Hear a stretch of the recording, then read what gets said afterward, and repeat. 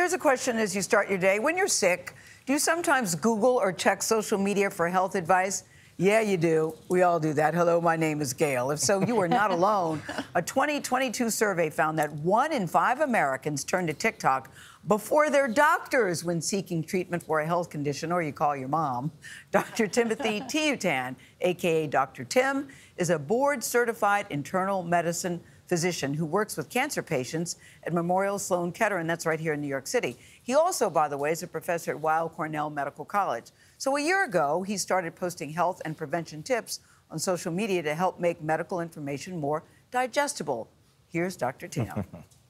Have you ever been told by your parents to eat your broccoli? This study, among several others, suggests how a compound called sulforaphane has strong anti-cancer properties, especially in breast and colon cancer. First, eat blueberries. They're a superfood that help with weight management and the following. Second, eat dietary fiber.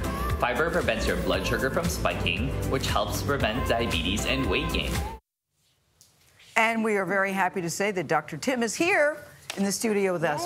Thank you for having me. Dr. Tim. Welcome. So I know a lot of people, myself included, Dr. Google is, I'm a very good patient with Dr. Google. Did you see a lot of that and just say, enough already, I have to do something? What made you want to do this? Well, oh my goodness, there's so many reasons. I mean, during the height of COVID, of course, there was a lot of information. People were saying this or that about how we best treat or prevent COVID.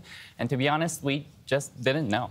It's hard to make really strong claims about something we just do not know enough about. So even in your own families, where you've seen that they were getting misinformation too? Yes, and I mean, I have family in the Philippines asking me about this or that medication, about how to treat COVID, and then even people here in New York City. So, I mean, it's very common to just ask But when you started this, Tim, what was your thinking? What was your motivation? And what did you think was going to happen?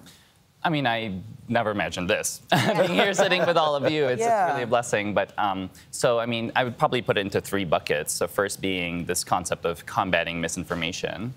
And then empowering others really to live the healthiest version of themselves. I truly believe that we all have it in us. I mean, I think you saw it in my video about how parents often say, do you eat your broccoli? Please go. Right. And, you know, we maneuver through life and we figure out how to best prioritize what we want to in our lives. And I think we all have it in us. My platform is just to give that extra kick to... In 30 seconds. Exactly, in 30 seconds to encourage you to live that. And how do you decide on which topics you want to touch on? I mean, it's a lot of different, walking around in the streets, people ask me certain things, or in the clinic or in the hospital.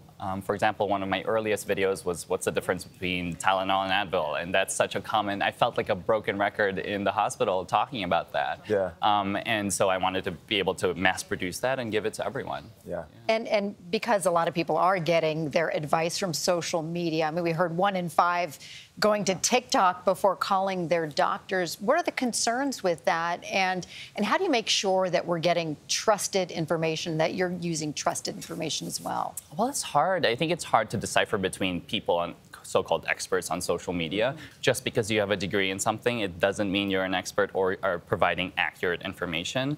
Something I do, and I encourage other health influencers to do, is cite your sources. You saw in my videos that I always cite the published data, and you know exactly where I got that information from, so I'm not just making it up on the spot.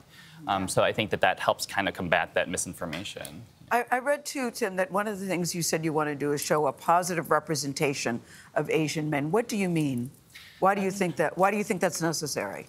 You know, I think that Asian men, especially, are often portrayed as this nerdy sidekick. And don't get me wrong, I'm a nerd, and I'm a proud nerd. But I think there are different sides to me that people need to see, and that I try to, for example, tell all my patients and friends, if I care enough about how I look on the inside and the outside, then you as a patient, for example, can probably understand that I would put that much dedication and effort to your care. Yeah, and you said you're from the Philippines. Yeah. And are you aware, or have you heard this, that when it comes to dating, Asian men and black women are considered the least desirable? Have you heard that? I've heard that. What are we going to do about that? I mean, it's ingrained in our system. It's hard. It's really true. hard. I mean, Really? yes, yeah. And I'm not making that up. that's You have heard shocking. that. I've heard that too. Yeah. And to be honest, people like you are really combating that, and I hope that I can do Like that as you. well. Yes, you are.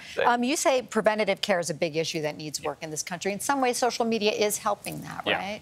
How? Yeah, I mean, to be honest, I think that we incentivize procedures and fixing diseases after they've already occurred. But we de-incentivize preventive medicine and primary care, general internal medicine, the primary care specialties that are trying to prevent disease from even occurring. Yeah. Right? And I think that shift just needs to happen, and hopefully social media can help usher that along. Well, with trusted sources like you, Dr. Tim. Thank thank you, you. Dr. Tim. That's very Are you Tiutan. enjoying it? Are you still having fun? Oh my gosh. Did you It's think been a whirlwind. People are so mean sometimes on social media? Were you prepared for that? You know, I've actually been pleasantly surprised. Good. There has been definitely such a positive environment That's on awesome. social media for me. I love it. Dr. Good, Tim, good. Great having you here. Keep putting out good information into the world.